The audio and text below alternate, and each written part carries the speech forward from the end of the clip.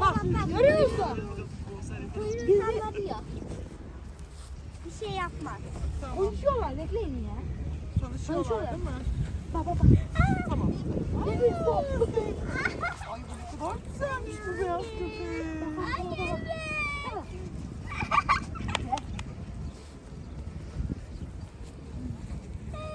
O hala konuşuyor. Topluyorlar. Evet topu. Abisi bir kere de ele atabilir mi topu? Bak orada top var. Hadi at sen de. Bir kere de ele at şu topu. Evet. Maşallah. Bu kadar var.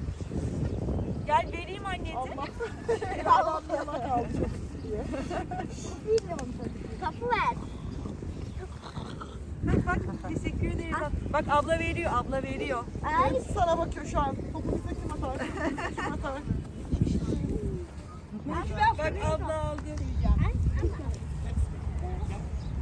Hepsi. Bunlar ne? Harçlık olduğunu biliyor musun? Taksi. Ne diyorsun ya?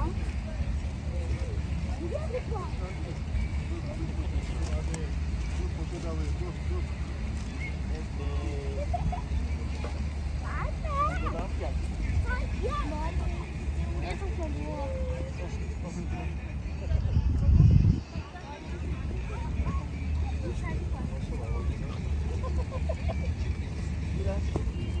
Yoruldun değil mi?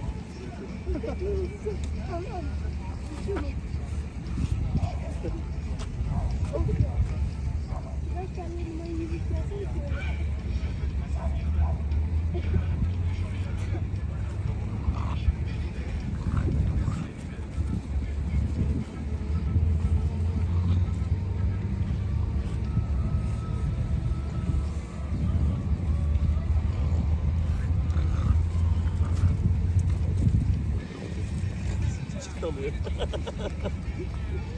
Ne oldu prenses, yoruldun mu?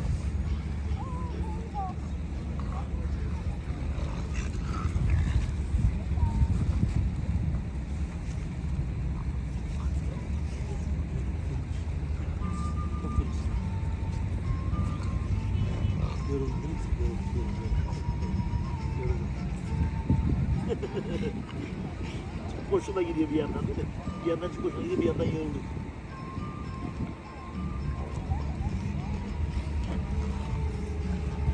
Yalnız ilaç bayağı etkili oldu. İlk geldiğinde çok ağız kokuyordu. Gitti o kokular, parazit, akmış hepsi, karnında şişlik vardı.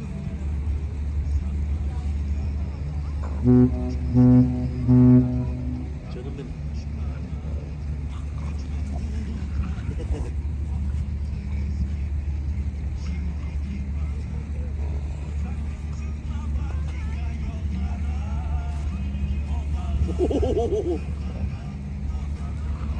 Kız, neler yapıyorsunuz öyle? Abi yapmıyorsun.